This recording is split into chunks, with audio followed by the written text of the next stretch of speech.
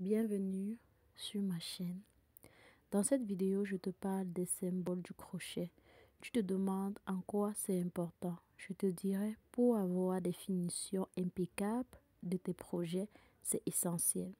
Il en existe plusieurs, mais pour aujourd'hui, je vais te parler de 7 symboles de base. Le premier symbole, qui est représenté par un point, il est appelé maille coulée. Lorsque vous voulez faire un projet où vous aurez besoin d'une maille, d'une chaînette, il est impératif de commencer par ce point. Je vous montre un peu en image ce qu'il y a lieu de faire.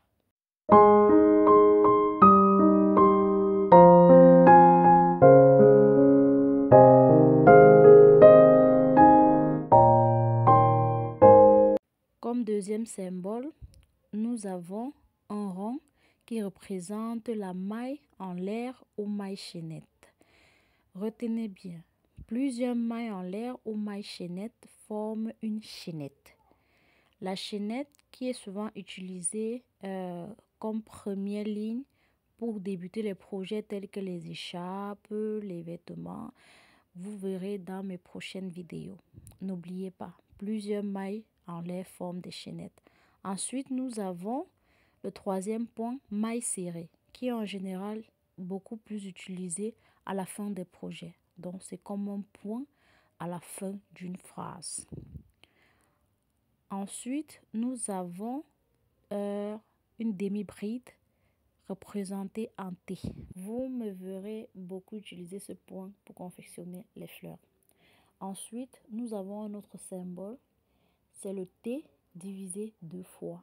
Je vous montre également en image, qui est nommé double bride. Ce point est beaucoup utilisé par les débutants, beaucoup.